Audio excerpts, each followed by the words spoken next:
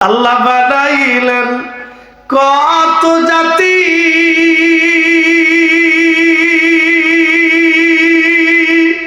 হইল না তার প্রেম প্রীতি, অবশেষে মানুষ বানায় প্রেমের কারণে, অবশেষে মানুষ বানায় প্রেমের কারণে। প্রেমের ডোরি বান্দরে মদিনার সনে, আইরে প্রেমের ডোরি বান্দরে মদিনার সনে। সরাসরি ওয়াজে চলে গেলাম, রাত আর বেশি মোকদ্দমায় গেলাম না। কোরআন শরীফ থেকে দুইটা আয়াত পড়েছি। প্রথমত আয়াতে আল্লাহ বলেছেন, ইন্নাল্লাযীনা কাফারু মিন আহলিল কিতাবি ওয়াল মুশরিকিনা ফি নারি জাহান্নামা খালিদিনা ফিহা। মালিক বলে, নিশ্চয়ই যারা কাফির অবিশ্বাসী,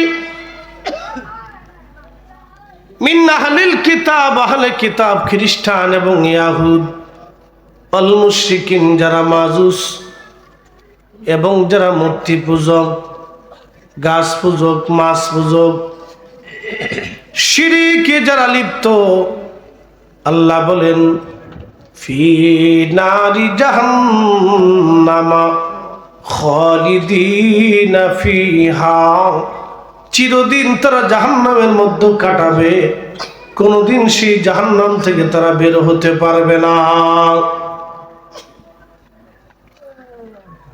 আমাদের বুলন্দ নসিব, আমাদের রব, আমাদের মালিক আমাদেরকে মুসলমান বানাইছেন এবং আখিরি নবীর উম্মত বানাইয়া আমাদের জীবনকে নবীজি উম্মত বানানোর কারণে আমাদের জীবনকে আল্লাহ ধন্য বানাইছে।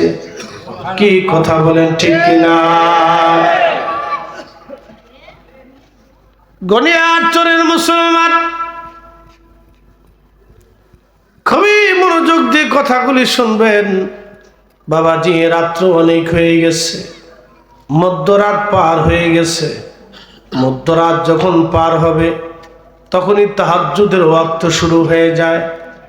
মধ্য রজনী পার, আল্লাহর কোরআন বলতেছে, ইয়া আইয়ুহাল মুযাম্মিলু কুমিল লাইলা ইল্লা কলিলা।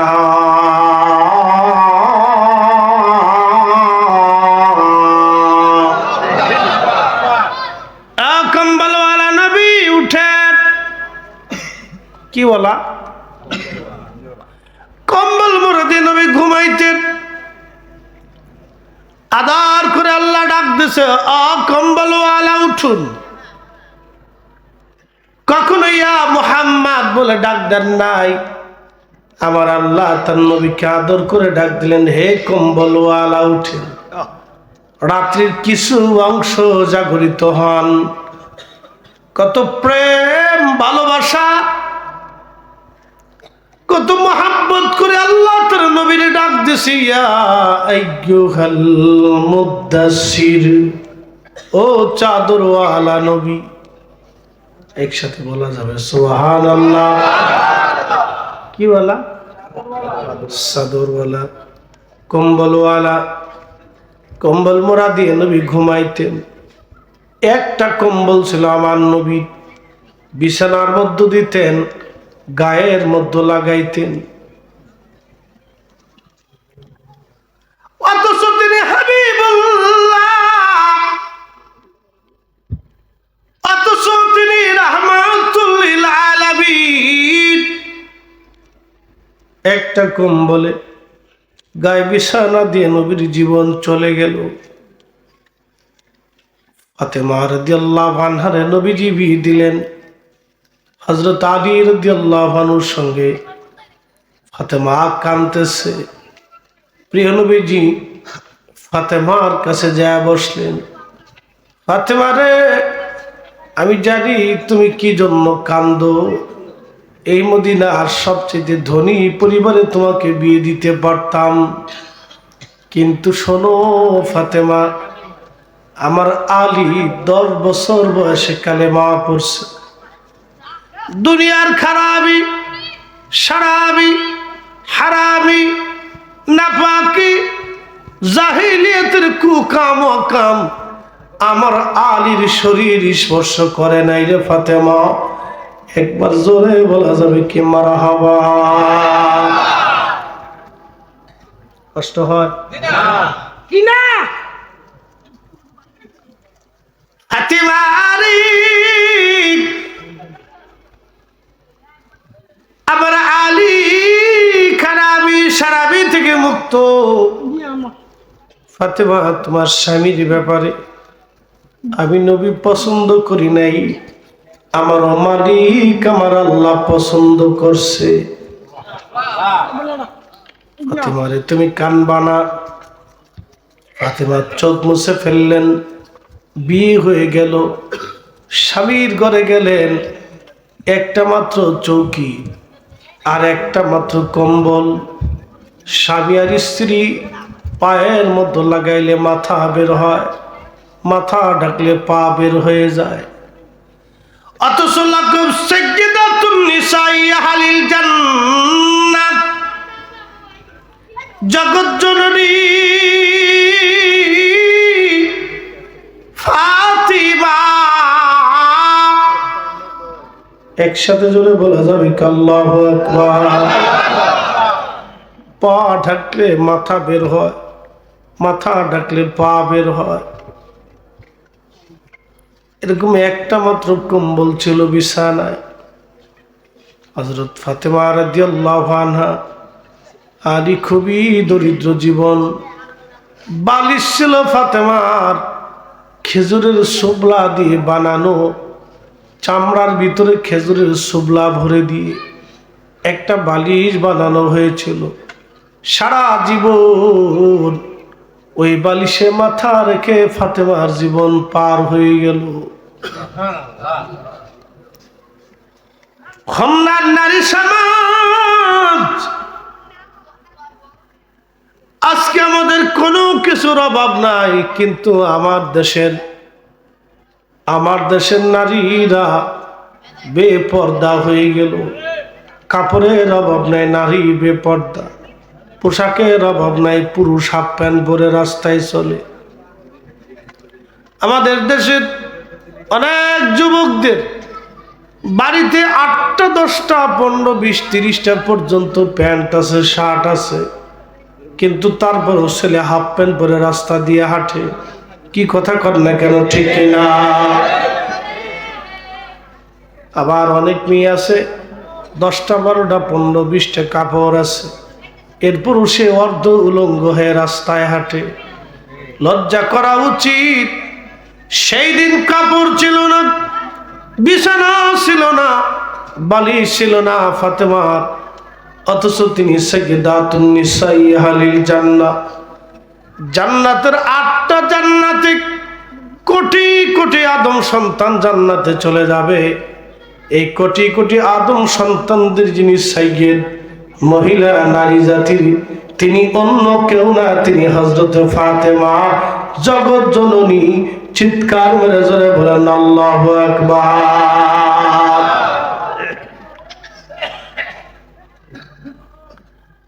আমার দেশের নারী ফাতেমাও নারী। আল্লাহ, খুবই মনোযোগ দিয়ে শুনিয়া যান। এটা ছিল আমার নবীর পরিবার, অথচ বিছানার কিছুই নাই, একটা কম্বলে নবীজির জীবন পার হলো। আরে আম্মা জান আয়েশা সিদ্দিকা মাঝে মধ্যে কাঁদতেন আর বলতেন, সাহাবীরা, বাইতুল মাল থেকে তোমরা আমার জন্য খাবার বরাদ্দ করছো, অথচ এমনও মাস চলে গেছে আমার নবীর বাড়ির চুলার মধ্যে আগুন জ্বলে নাই, ঘরের মধ্যে তেমন কিছুই ছিল না। এমন দিন পার করছি আমি, নবীর সামনে একটা খেজুর পর্যন্ত দিতে পারি নাই। আমরা যে তার আদরের উম্মত, কয়দিন কেন্দেছি। আমরা যে তার আদরের উম্মত, উম্মতের করলাম কি। এখন নাবাসী উম্মত হইছি, উম্মতের কিছুই করতে পারি নাই। গভীর রাত হয়ে গেল, আলোচনা আমি আপনাদের সামনে তুলে ধরতেছি। খুবই মনোযোগ দিয়ে কথাগুলি শুনে যাবেন বাবা। কতদিন কত রজনী এইভাবে খোদায় খোদায় আমার নবীর জীবন পার হয়ে গেল, সাহাবীদের জীবন পার হয়ে গেল। কত সাহাবী ক্ষুধার যন্ত্রণাগুলি বরণ করে নিয়ে নবীর দরবারে কাটাই দিলেন। জীবনের পর জীবন, বছরের পর বছর ধরে আল্লাহর নবী খেয়ে না খেয়ে কষ্টের জীবন পার করে নবীজি কালেমার দাওয়াত এই উম্মতের মাঝে দিয়ে গেলেন। কেন সেই দিন কাফেররা নবীর বিরোধিতা করলো? কেন তায়েফের ময়দানে আবার নবীকে মারা হয়েছিল? আহা, কত কষ্ট সেই দিন তায়েফের জমিনে নবীকে দেওয়া হয়েছিল। ও ঘরভরা হোমনার মুসলমান, কথাগুলি শুনবেন যারা তায়েফে গেছেন। আপনার সেই জায়গাটা দেখে আসছেন যেখানে রাসূলকে মারা হয়েছিল, যে অঞ্চল দিয়ে নবীকে পাথর মারা হয়েছিল, কষ্ট দেওয়া হয়েছিল। আল্লাহ, নবীজি তায়েফে গেলেন দিনের দাওয়াত নিয়ে যাওয়ার। হযরত রাসূল কারীমের চিন্তা, দুনিয়ার কেউ যদি আমার সাথে ভালো ব্যবহার না করে, তায়েফবাসী আমার সঙ্গে ভালো ব্যবহার করবে। কারণ আমি ওখানে আমার হালিমাতুস সাদিয়ার ঘরে আমি বড় হয়েছি। আশা করি তারা আমার সঙ্গে সুন্দর আচরণ করবে। কিন্তু তারা যে এত কঠিন অন্তরের, আল্লাহর নবী কালেমার দাওয়াত নিয়ে গেলেন। অপরাধ কি? এক আল্লাহর দাওয়াত দেওয়া। অপরাধ কি?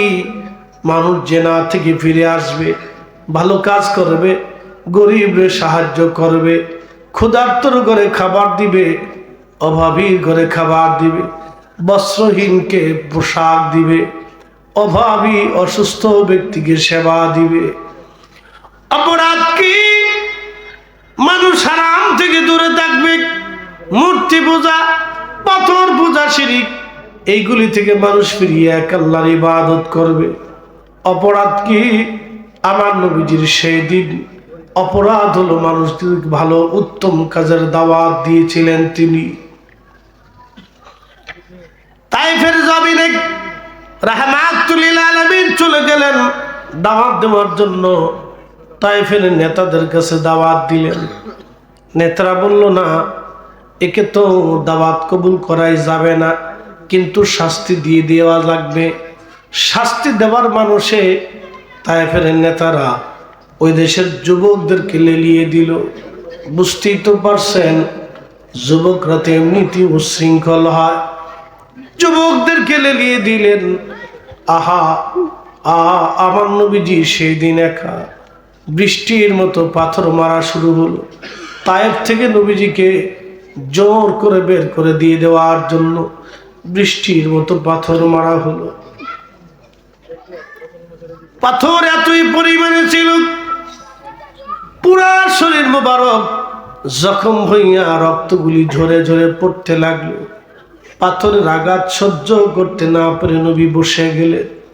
হাঁটতে পারতেছিলেন না, চলতে পারতেছিলেন না। সেই দিন কাফেররা জোর করে নবীজিকে আবার দাঁড়া করাই দিল। আবার নবীজি হাঁটতে লাগলেন। আবার পাথর মারা শুরু হয়ে গেল বৃষ্টির মতো। একে একে পাথরগুলি লেগে লেগে আমার নবীজির শরীর মোবারক ক্ষত বিকৃত হতে লাগলো। আমরা উম্মত হইছি কালেমার জন্য, কেউ আমাদেরকে মারে নাই। কোরআনের জন্য আমাদেরকে জীবন দিতে হয় নাই। এই আযানের জন্য আমাদের খাবার বন্ধ করা হয় নাই। এই কোরআনের জন্য আমাদের দেশান্তরিত করা হয় নাই, আমার রাসূলের জন্য কেউ আমাদের রাস্তা পর্যন্ত বন্ধ করে দেয় নাই। সেই দিন পাথরের আঘাতে প্রিয় নবীজির জিসম মোবারক থেকে রক্তগুলি ঝরে ঝরে ঝরে ঝরে পাদুকা জুতা মোবারক পর্যন্ত পায়ের সঙ্গে লেগে যাচ্ছিল। কাফেরদের মনে মায়া লাগে। প্রিয় নবীজির পালিত পুত্র জায়েদকে নিয়ে নবীজি ওই জমিন পাড়ি দিচ্ছিলেন। আহা, কত কষ্ট ছিল সেই দিন। কেউ নাই সেই দিন, আপন গুলি পার হয়ে গেল সেই দিন। আমার নবীজি কতই না কষ্ট করে ওই তায়েফের জমিন থেকে বের হইয়া পাহাড়ে আশ্রয় নিলেন একটা আঙ্গুরের বাগানের পাশে। সমস্ত শরীর রক্তে রঞ্জিত হয়ে গেল, পাথরে ব্যথায় সমস্ত শরীর জর্জরিত হয়ে গেল। ঠিক আঙ্গুরের মালিক নবীজি, ওই আঙ্গুর যিনি পরিচর্যা করতেছিলেন বাগান, তার খুব দয়া লাগলো। এক পেয়ালা আঙ্গুরের রস এনে আমার নবীজির হাতে দিয়ে দিলেন। ওই আঙ্গুরের রস পান করে নবীজির একটু ভালো লাগতেছিল। ঠিক কেমন সময় জিবরাইল আমিন নবীজির পাশে দাঁড়ায় গেলেন। জুর করুণ এই পরিস্থিতি দেখে তামাম ফেরেশতা কুল, ইয়া রাসূলুল্লাহ, তারা ব্যথায় ব্যথিত। যদি অনুমতি আপনি দেন, আমি জিবরাইল আমিন আসছি, এই পোড়া তায়েফের পাথর পাহাড় চাপা দিয়ে পোড়া তায়েফবাসীকে আমি ধ্বংস করে দিব, পাথরের নিচে আমি চাপা দিয়ে ফেলে দিব। নবীজি যদি অনুমতি দেন, পোড়া পাহাড়টা তায়েফবাসীর মাথার উপরে চাপিয়ে দিব, চিরতরে তায়েফবাসী ধ্বংস করে দিব, আমি মিসমার করে দিব তায়েফ, একেবারে নিশ্চিহ্ন করে দিব ইয়া রাসূলুল্লাহ। যদি অনুমতি দেন, আমি জিবরাইল আসছি। আল্লাহ নবীজি তখনই হাত বাড়া কেঁদে ফেলেন, ইয়া রব, ইয়া রব, আপনি যদি তায়েফবাসীদেরকে ধ্বংস করে দেন, আমি কালেমার দাওয়াত কার কাছে পৌঁছাবো? ইয়া রব, ওরা গুনাহগার, ওরা বুঝে নাই, সেই জন্য ওরা আমারে মারছে গো আল্লাহ। এমনও তো হতে পারে ওদের পরবর্তী প্রজন্ম কালেমা পড়বে গো আল্লাহ। আমি দরখাস্ত করি, বলি আপনি আমার উম্মতকে ধ্বংস করে দিবেন না গো আল্লাহ। চিৎকার করে বলেন না ইয়া রাসূলুল্লাহ। উম্মতের দরদি নবীজি এইভাবে উম্মত নবীকে মারার পরেও নবী বদদুয়া করেন নাই। চিৎকার করে ধরে বলেন আল্লাহু আকবার। আমরা যে তার আদরের উম্মত, উম্মতের করলাম কি? আমরা যে তার আদরের উম্মত, কয়দিন কেঁদেছি। আমরা যে তার আদরের উম্মত, কয়দিন কেঁদেছি।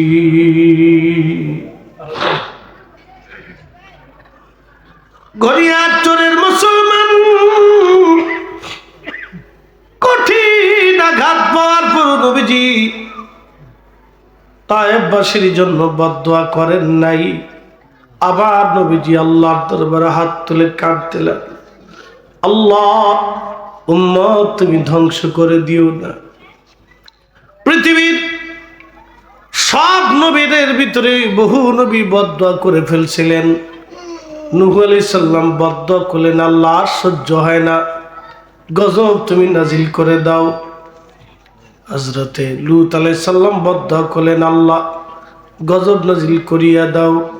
হযরতে মুসা নবী বদদুয়া করলেন, আল্লাহ ধ্বংস করিয়া দাও।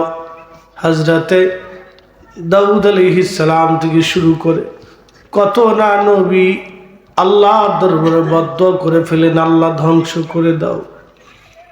বহু জাতিকে, বহু জনপদকে নবীদের বদদুয়া আল্লাহ ধ্বংস করে দিলেন। এমন মার এত অত্যাচার করার পর নবীজি উম্মতের বিরুদ্ধে একটাও বদদুয়া করেন নাই। কি ভালোবাসেন নবী আমরা রে, বিনিময়ে আমরা কি দিছি? কিছুই আমরা দিতে পারি নাই। বিনিময়ে হোমনাবাসী কি দিছি? কিছুই দিতে পারি নাই। নবীজিকে আমরা কিছুই দিতে পারি নাই, কিচ্ছু দিতে পারি নাই। আমরা এত কষ্ট করলেন, এত অত্যাচার সহ্য করলেন, তারপর নবীজি আমাদের জন্য বদদুয়া করেন নাই। আল্লাহ নবীজি সাহাবীদেরকে বলতেছিলেন, সাহাবীরা রে, হায়াতি খায়রুল লাকুম তুহাদ্দিসুনা ওয়া হাদ্দিসু লাকুম। উম্মত রে, আমার জিন্দেগি তোমাদের জন্য উত্তম। তোমরা মুশকিলে পড়তা, আমি নবী সমাধান বাতলাই দিই। ওয়াফাতি খায়রুল লাকুম, ও আমার উম্মতেরা রে, আমার ইন্তেকালও তোমাদের জন্য মঙ্গলময় হবে।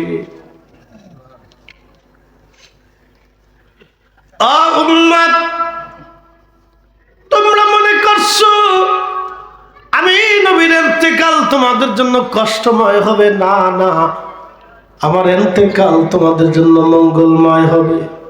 বলে কেন?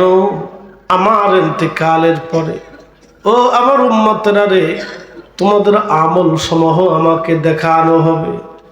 যখন আমল ভালো দেখব আমার উম্মতেরা রে, আমি ঠিক তখনই আল্লাহর দরবারে হাম করতে থাকবো।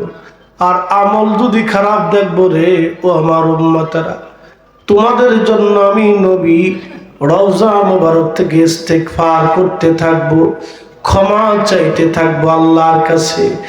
একবার জোরে বলা যাবে আল্লাহু আকবার? না না হয় না, আরো জোরে বলেন না ইয়া রাসূলুল্লাহ। এই জন্য কাজী নজরুল লিখেছেন, শ্রেষ্ঠ নবী দিলাম তরিয়ে দিতে রোজা হাসরে, পথ না ভুলি তাই তো দিলে পাক কুরআনের বাণী। খুদা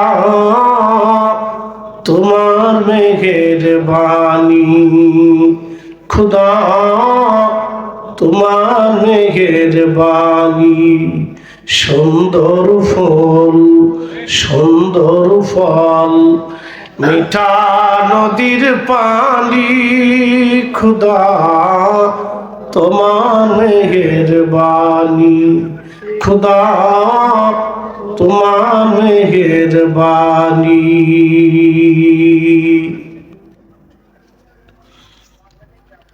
নবীর জীবন মঙ্গলময়, ইন্তেকাল মঙ্গলময়।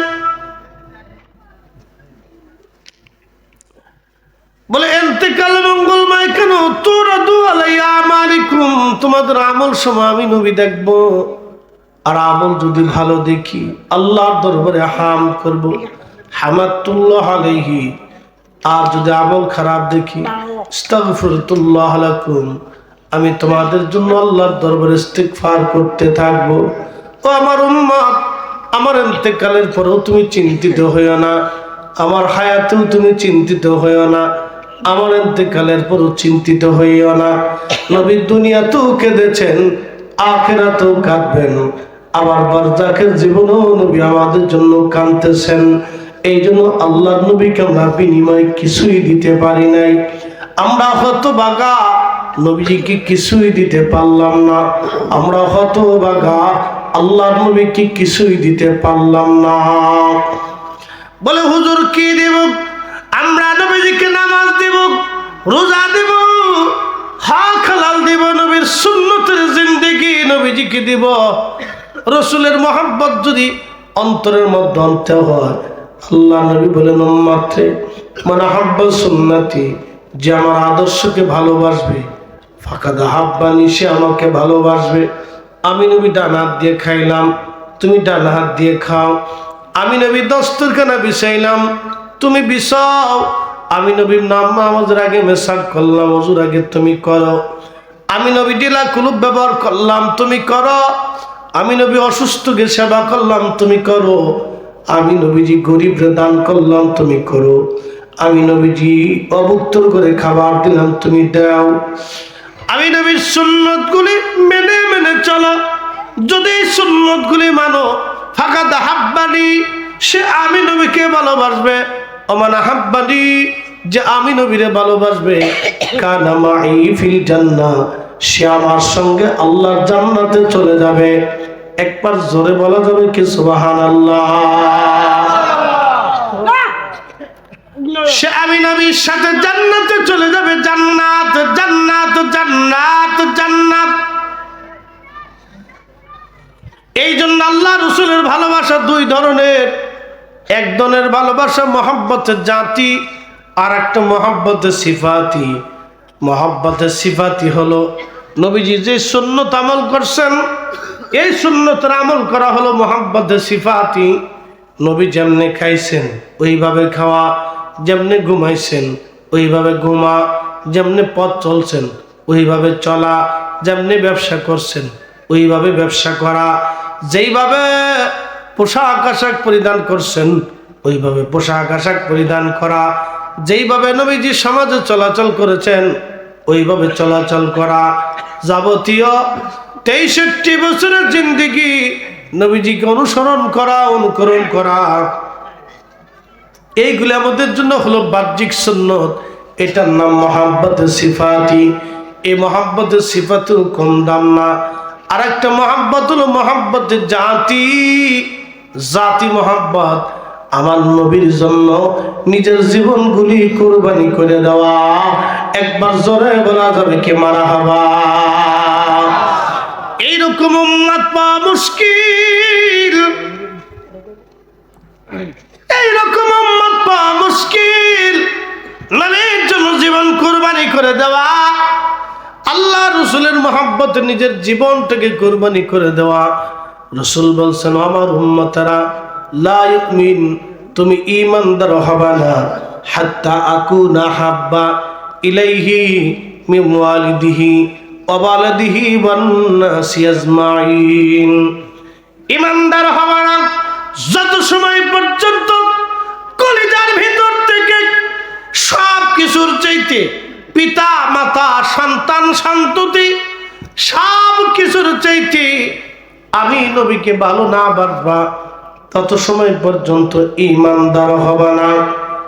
ঈমানদার হবে না। সন্তানের চাইতে আমি নবীকে বেশিকে ভালোবাসতে হবে, বাবা মার চাইতে আমি নবীকে বেশি ভালোবাসতে হবে। যদি বাসতে পারো তাহলে তুমি ঈমানদার, আর যদি বাসতে না পারো ঈমানের স্বাদ তুমি পাবে না। এই জন্য আল্লামা ডক্টর ইকবাল রাহিমাহুল্লাহ জবাবে শিকোয়ার ভিতরে লিখেছেন মগজ করা রোহে ঈমান জানে দিন হাসতে হবে রহমাতুল লিল আলামিন। মগজ করা রোহে ঈমান জানে দিন হাসতে হবে রহমাতুল লিল আলামিন। কোরআনের মগজ বলো, ঈমানের রূহ বলো, ধর্মের প্রাণ বলো, আমার নবীর ভালোবাসাই হলো মূল। নবীর ভালোবাসা নাই যেখানে ঈমান নাই সেখানে, নবীর ভালোবাসা নাই যেখানে কোরআন নাই সেখানে, নবীর ভালোবাসা নাই যেখানে ধর্ম নাই সেখানে, নবীর ভালোবাসা যেখানে দিন সেখানে ঈমান সেখানে কোরআন আছে সেখানে। এই জন্য আমরা বলি হুব্বে রাসূল, আল্লাহ নবীর ভালোবাসা, নবীর ভালোবাসা। এই জন্য নবীর ভালোবাসা ভালোবাসা কই আমরা চিল্লাই, কথা কর না কেন ঠিক কিনা? কষ্ট হচ্ছে? তাহলে একসাথে বলি তো আল্লাহু আকবার, বলি না ইয়া রাসূলুল্লাহ। রাত্র গভীর, এত রাত্রে প্রেমের আলোচনা চলে না। এখন আপনাদেরকে জাগায় রাখা কর্তব্য, কিন্তু তারপরও করতে হবে। ওরে মানুষ বানাইছে আল্লাহ প্রেমের কারণে, বলেন মানুষ বানাইছে আল্লাহ প্রেমের কারণে। প্রেমের ডোরি বান্দরে মদিনার শনে, হাইরে প্রেমের ডোরি বান্দরে মদিনার শনে। আল্লাহ বানাইলেন কত জাতি, হইল না তার প্রেম প্রীতি। কি কথা কন না, ঠিক কিনা? জিনের সাথে আল্লাহর প্রেম হইছে? হয় নাই। যদি হইতো তাহলে জিনদের ভিতরে খাজা বাবা আজমিরি থাকতো। জিনদের ভিতরে খাজা বাবা নাই, জিনদের ভিতরে দাতা গঞ্জে বাক্স নাই, জিনদের ভিতরে হুজুর গাউসে পাক নাই, জিনদের ভিতরে মুজাদ্দিদ আল হুসানি নাই, ফেরেশতাদের ভিতরেও নাই। ফেরেশতাদের সাথেও আল্লাহর প্রেম হলো না, জিনদের সাথেও প্রেম হলো না। বহু জাতি আল্লাহ বানাইলেন। বিজ্ঞানের গবেষণা অনুযায়ী 4 লক্ষ প্রজাতির জীবন আছে পৃথিবীতে। এত জীবন আল্লাহ বানাইলেন, কারোর সাথে আল্লাহর প্রেম হলো না। আল্লাহর প্রেম হয়েছে মানব জাতির সাথে। একবার জোরে বলা যাবে কি মারহাবা? কোন জাতি? মানুষের সাথে প্রেম হয়েছে। আল্লাহ বানাইলেন কত জাতি, হইল না তার প্রেম প্রীতি। আল্লাহ বানাইলেন কত জাতি, হইল না তার প্রেম প্রীতি। অবশেষে মানুষ বানায়, অবশেষে মানুষ বানায় প্রেমের কারণে। প্রেমের ডোরি বান্দরে মদিনার সাথে, আইরে প্রেমের ডোরি বান্দরে মদিনার সাথে।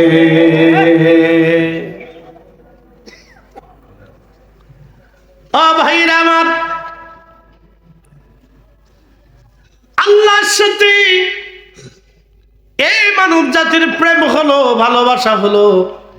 এমন ভালোবাসা যে নবীকে ভালোবাসবে আল্লাহর সাথে তার ভালোবাসা হবে। আল্লাহর নবী বলেন, উম্মত রে, মান আহাব্বাহুমা ওমান আহাব্বাহুমা ফাকাদ আহাব্বানি। যে আমারে ভালোবাসবে সে আল্লাহকে ভালোবাসবে। ওমান আহাব্বাহুল্লাহ, সে আল্লাহকে ভালোবাসবে। ওমান আহাব্বানি ও ফাকাদ আহাব্বাহুল্লাহ, যে আমাকে ভালোবাসবে সে আল্লাহকে ভালোবাসবে। ওমান আহাব্বাহুল্লাহ, যে আল্লাহকে ভালোবাসবে আদাখালাহুল জান্নাহ, আমার আল্লাহ তারে জান্নাত দিবে। নবী ভালোবাসলে আল্লাহর সাথে ভালোবাসা হয়, নবী ভালোবাসলে আল্লাহর সাথে ভালোবাসা হয়। নবীর সাথে প্রেম করলে আল্লাহর সাথে প্রেম হয়ে যায়। রসুলের সাথে ভালোবাসা করলে আল্লাহর সাথে ভালোবাসা হয়। প্রশ্ন, হুজুর আমার রসুলের সাথে কি করে ভালোবাসা হবে? নবী বলে দিয়েছেন, 2টা দিক যদি তুমি মানো, 1 নম্বরে মহব্বতে জাতি, আর একটা মহব্বতে সিফাতি। 2টা মহব্বত যদি তোমার অন্তরের মধ্যে থাকে, আমি নবীর সাথে তোমার প্রেম হবে। আর আমি নবীর সঙ্গে প্রেম হয়ে গেলে আল্লাহর সাথে প্রেম হয়ে যাবে, আল্লাহর সাথে ভালোবাসা হবে, আল্লাহর সাথে ভালোবাসা হবে। আর আল্লাহর সঙ্গে যখন ভালোবাসা হবে, আল্লাহ তোমার হয়ে যাবে। আর তোমার চোখ আল্লাহর চোখ হবে, তোমার কান আল্লাহর কান হবে, তোমার জবান আল্লাহর জবান হবে, তোমার হাত আল্লাহর হাত হবে, তোমার পা আল্লাহর পা হবে, তোমার অঙ্গ প্রত্যঙ্গগুলি আল্লাহর হয়ে যাবে। তুমি জবান দিয়ে বললে আল্লাহর বলা হয়ে যাবে। তুমি চোখ দিয়ে চাইলে আল্লাহর কুদরতি চোখ দিয়ে চাওয়া হবে। তুমি যে কান দিয়ে শুনবে সেটা আল্লাহর কুদরতি কান হবে। তুমি যে হাত দিয়ে ধরবে সেটা আল্লাহর কুদরতি হাত হয়ে যাবে। একবার জোরে বলা যাবে কি সুবহানাল্লাহ।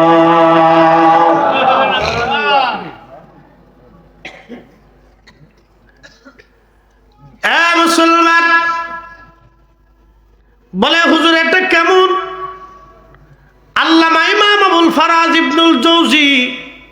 বিশ্ববিখ্যাত তিনার কিতাব উইনুল হাকায়াতের মধ্যে তিনি লেখেন, রসুলের আহলে বাইতের একজন সদস্য ছিল, তার নাম ইমাম মুসা কাজেম রাহমাতুল্লাহি আলাইহি।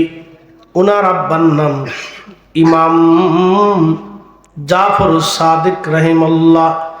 ইমাম জাফর সাদিকের বাবার নাম ইমাম মোহাম্মদ বাকের, তার বাবার নাম ইমাম জয়নুল আবিদিন, তার বাবার নাম ইমাম হুসাইন শহীদে কারবালা সুলতানে কারবালা, তার বাবার নাম শেরে খুদা আলী, তার বিবির নাম খাতুনে জান্নাহ ফাতেমা, তার বাবার নাম রহমাতুল লিল আলামিন। আমার নবীর রক্ত ফাতেমা, ফাতেমার রক্ত হুসাইন, হুসাইনের রক্ত ইমাম জয়নুল আবিদিন, তার রক্ত ইমাম মোহাম্মদ বাকের, তার রক্ত ইমাম জাফর সাদেক, তার রক্ত ইমাম মুসা কাজেম। হযরত ইমাম মুসা কাজেম তখনও যুবক, তখনও কি যুবক। ওনার যৌবনকালের একটা ঘটনা শোনাই। দেখতে খুব সুন্দর ছিলেন, চমৎকার চেহারা তার, আওলাদে রাসূল, দেখতে খুবই সুন্দর নুরানি চেহারার যুবক ছিলেন। এত সুন্দর যুবক আর সহসা ওই জমিনে ছিল না। ইরাক থেকে রওনা করলেন, হাজিদের কাফেলার সঙ্গে মক্কায় আসবেন। ওই সফরের ভিতরে একজন আল্লাহর ওলি ছিলেন, জবরদস্ত আল্লাহর ওলি। তিনি বলতেছেন, এই সুন্দর যুবক আমি কাফেলার মধ্যে দেখে চিন্তায় পড়ে গেলাম, কারণ সুদর্শন যুবকরা তো ফিতনার কারণ হয়, সুন্দর যুবকরা তো ফিতনার কারণ হয়, চরিত্রহীন হয়ে যায় তারা এবং বেহায়া হয়ে যায়। হযরত আল্লাহর ওলি চিন্তা করলেন, সর্বনাশ, এত সুন্দর যুবক আমাদের কাফেলায়, তাহলে যুবকটা যেহেতু হজে যাচ্ছে, আমি তাকে নসিহত করে আসি। আল্লাহর ওলি বললেন, আমি তাকে নসিহত করার জন্য তার পাশে গেলাম। যাওয়ার সঙ্গে সঙ্গে সে আমার চিনে না, আমিও তারে চিনি না, কিন্তু সে সঙ্গে সঙ্গে আমার নামটা ধরে বললেন, তুমি তো আমার সন্দেহ করতেছো, কোরআনে কি শোনো নাই? আল্লাহর কোরআন বলতেছে কোনো সময় কিছু কিছু সন্দেহ গুনাহের কারণ হয়ে যায়। আমি এই কথা শোনার সঙ্গে সঙ্গে আশ্চর্য হয়ে গেলাম, ব্যাপার কি? এই যুবকটা আমার অন্তরের খবরটা বলে দিলেন কেমনে, কি করে সম্ভব? আমি মনে মনে চিন্তা করলাম আমি তারে নসিহত করব, কিন্তু কিছু বলার আগে, তার কাছে কোনো কথা বলার আগে সে আমার অন্তরের হালতটা বলিয়া সঙ্গে সঙ্গে আমারও আবার নসিহত করে দিল। নিশ্চয় যুবকটা কোনো বুজুর্গ হবে। আমি তাকে ফলো করলাম এবং লক্ষ্য করতে লাগলাম, দেখি সে কি করে। কিছুক্ষণ পরে আমি তারা হারিয়ে ফেললাম। আবার হারিয়ে ফেলার পরে কয়েকদিন আমি তারা আর কাফেলার মধ্যে পাইলাম না। হঠাৎ করে একদিন দেখি সে নামাজ পড়তেছে, এত সুন্দর নামাজ আমি জীবনেও কোনোদিন দেখি নাই। রাত্রিবেলা তাঁবুর পাশে দাঁড়াইয়া একেবারে নীরব নিস্তব্ধ, সবাই যখন ঘুমে তখন এই যুবক নামাজে দণ্ডায়মান। এত সুন্দর কোরআন তেলাওয়াত তার, এতই চমৎকার তেলাওয়াত সে করতেছিল, আর নামাজের মধ্যে চোখের পানি ফেলে ফেলে কাঁদতেছিল। আর এই নামাজের মধ্যে দাঁড়ায় দাঁড়ায় সে থরথর করে কাঁপতেছিল। সে কাঁপতে লাগলো আর নামাজ পড়তে লাগলো, আর চোখের পানিগুলি তার পড়তে লাগলো। জীবনে আমি এত সুন্দর নামাজ আমি কারো দেখি নাই, এতই চমৎকার নামাজ। একবার জোরে বলা যাবে আল্লাহু আকবার। আর আমরা রমজান আসছে, তারাবির নামাজ পড়তে গেলে ইমাম সাহেব মনে মনে বকে, তাড়াতাড়ি করে নাকি, কি কথা কন না কা, তাড়াতাড়ি করে নাকি ইমাম সাহেব? না,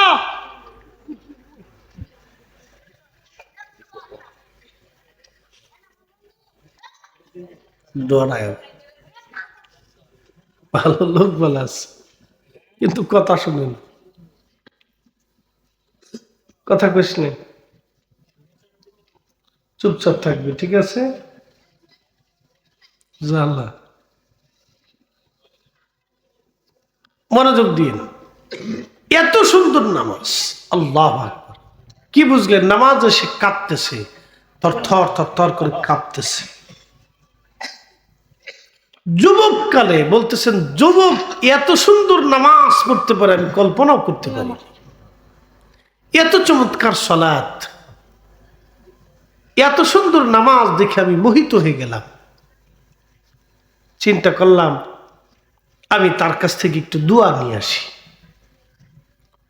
আমি যখন কাছে যাই তার সালাম দিলাম, সে আমাকে জবাব দিল, যারা নেক আমল করে এবং আল্লাহকে সন্তুষ্ট করে, আল্লাহ রাব্বুল আলামিন তাদের জীবনের গুনাহকে আল্লাহ মাফ করে দেয়।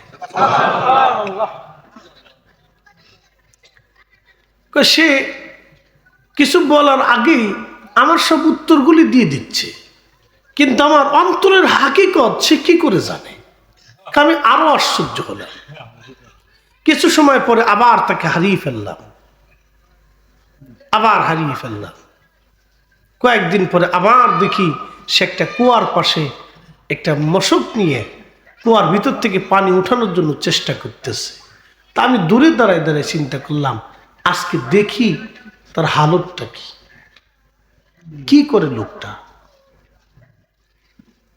কুয়ার পাশে দাঁড়িয়ে আছি, কুয়ার পাশে দাঁড়াইয়া কুয়ার ভিতর থেকে মশক দিক। কষ্ট হচ্ছে না আপনাদের? হ্যাঁ, রাত 1টা বাজে।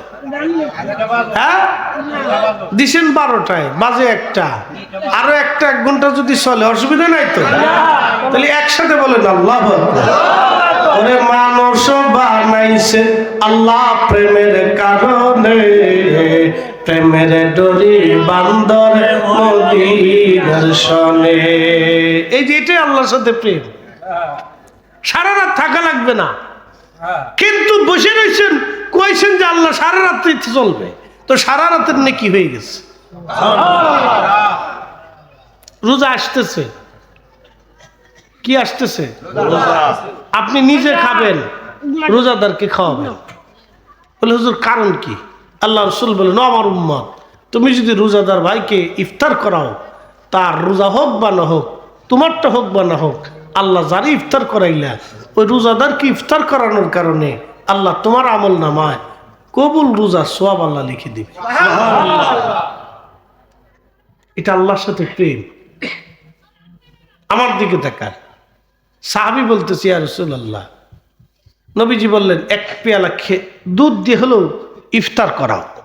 মনোযোগ দিয়ে, 1 পেয়ালা দুধ দিয়ে হলেও ইফতার করাও। তো সাহাবী বলতেছে, হুজুর দুধ পান করানোর মতো সামর্থ্য আমাদের অনেকের নাই। এই আমার দিকে তাকান, কত অভাব ছিল সেই দিন, বুঝেন তো? 1 পেয়ালা দুধ দিয়ে ইফতার করাবে এমন সামর্থ্য আমাদের ভিতর অনেকের নাই। নবীজি বললেন, তাহলে একটা খেজুর দিয়ে হলেও ইফতার করাও। সাহাবী বলতেছে, ইয়া রাসূলুল্লাহ, খেজুর দিয়ে ইফতার করানোর মতো সামর্থ্য আমাদের অনেকের নাই। কি বুঝলেন? কত কঠিন দিন সেই দিন ছিল, তারপরও তারা রোজা ছাড়ে নাই। আর আমার দেশের মুসলমান দিনের বেলা বিড়ি টানতে পারবে না, এই দুঃখে রোজা রাখে না। কথা কর না, এতে আবার ঘুমায় ঘুমায় স্বপ্ন দিয়ে 80টা হুরলে বেহেশতের ভিতরে ঘুরতেছে, শয়তান আসে গা। আরে চাচা,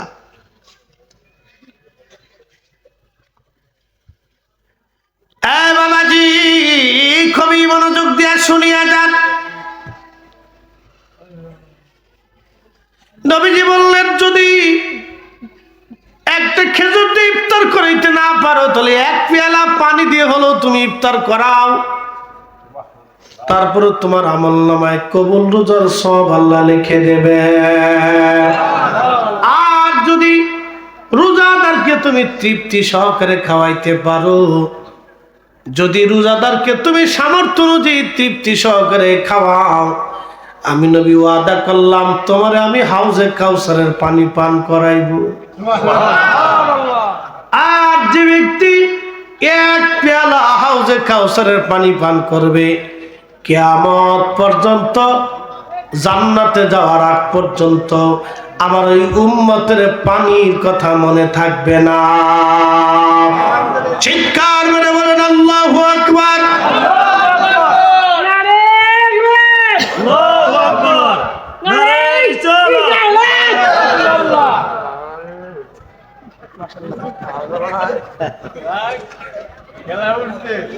সর্বনাশ, তাকবীর দিতে আরো, হ্যাঁ মাশাআল্লাহ, কথা কইতে পারে না কিন্তু তাকবীর দিয়ে হইছে।